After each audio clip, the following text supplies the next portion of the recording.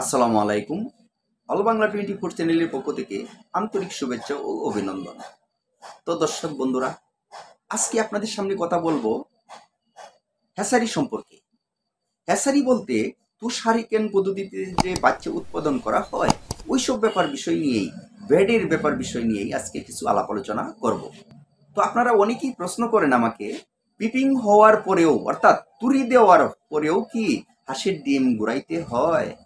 হ্যাঁ, হাঁসের ডিম ফুটে শেষ হওয়ার আগ পর্যন্তই গুড়াইতে হয়। তবে যে সময় ফুটতেছে এই সময় গুড়াইতে হয় না, এমনিতেই গুড়ে। মনে করেন 3টা ডিমের ভিতরে একটা ডিম থেকে বাচ্চা বাহির হয়ে গেছে, তখন তো ডিমগুলিকে একসাথে আনার চেষ্টা করবেন। তখন কি আপনি গুড়ানির উদ্দেশ্যে আনতেছেন?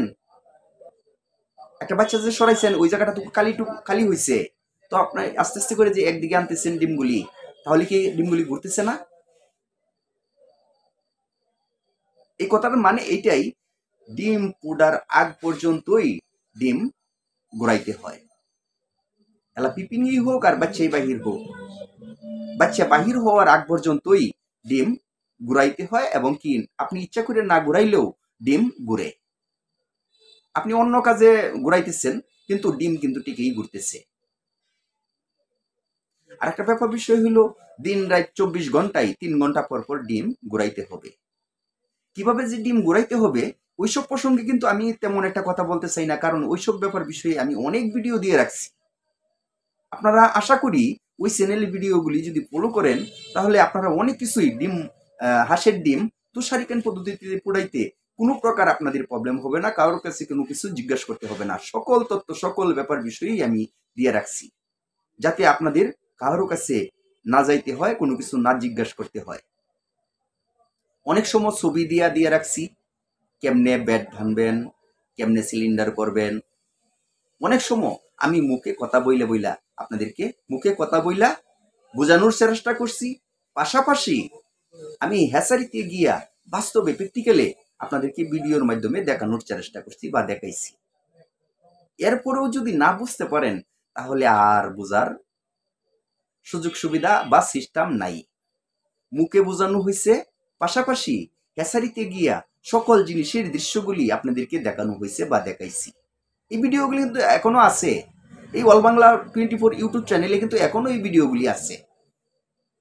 আপনি ভিডিওগুলি বাহির করতে পারতেছেন না, যে মোবাইল বিষয়ে পারদর্শী বা ইউটিউব চ্যানেল সম্পর্কে মোটামুটি ধারণা, বা আপনার এলাকায় একজনে ভালো পারদর্শী মোবাইল সম্পর্কে ওনার কাছে নিয়ে দেন, যে আমাকে এই নিচের যে ভিডিওগুলি আছে, আগেকার যে ভিডিওগুলি আছে ওই ভিডিওগুলি কেমনে বাহির করতে হবে, তাইলেই দেখিয়ে দিবে। আর ওই সিস্টেমই বাহির করে আর আশা করি একটা হ্যাচারির ভিডিও যদি আপনি দেখেন, দেখে যদি লাইক দেন, পরবর্তী স্টেপের ভিডিওগুলি কিন্তু অটোমেটিকলি আপনার হ্যাচারির ভিডিওগুলি আপনার সামনে চলে আসবে। আর এমনিভাবেই প্রতিদিন 1টা 2টা করে ভিডিও দেখতে থাকুন, আশা করি সকল ব্যাপার বিষয় সকল তথ্যই আপনি পেয়ে যাবেন। অল বাংলা 24 ইউটিউব চ্যানেলে এমন কোনো বিষয় নাই যে ওই বিষয়টা দেওয়া নাই। তুষারিকেন পদ্ধতিতে হাঁসের বাচ্চা উৎপাদনের ব্যাপার বিষয় নিয়ে ওই বিষয়টা নাই, এরকম কেউ বলতে পারবে না। আমার জানা মতনে সকল বিষয়ই এটার মাধ্যমে দেওয়া আছে। আশা করি এই অল বাংলা 24 ইউটিউব চ্যানেলের ভিডিও দেখে আপনারা হাঁসের ডিম তুষারিকেন পদ্ধতিতে উৎপাদন করতে পারবেন। আর অনেকেই প্রশ্ন করেন যে এই হাঁসের ডিমগুলি ফুটতে কতদিন সময় লাগে? এই হাঁসের ডিমগুলি ফুটতে 28 দিন সময় লাগে। কোনো সময় যদি অতিরিক্ত গরমের দিন হয় 27 দিনে ফুটে যায়, এতে করে কোনো সমস্যা প্রবলেম নাই। ঠান্ডার মৌসুমে অনেক সময় দেখা গেছে যে 29 দিন সময় লেগে যায়, এতে করেও কোনো সমস্যা প্রবলেম হয় না। যদি 25 দিন বা 26 দিনে ফুটে যায় তাহলে একটু সমস্যা প্রবলেম বাচ্চাগুলির হতে পারে বা হয়। আরেকটা প্রবলেম হয় কোন সময়, যদি বাচ্চাগুলি ডিম থেকে টেনে টেনে বাহির করা হয় তাহলেও কিন্তু বাচ্চার প্রবলেম সমস্যা হইতে পারে। অর্থাৎ ভিতরে পুরা কুসুমটুকু ঢুকে নাই, আগেই বাহির করে নিচ্ছেন তাই টেনে টেনে, এতে করে বাচ্চার প্রবলেম বা ক্ষতি হতে পারে।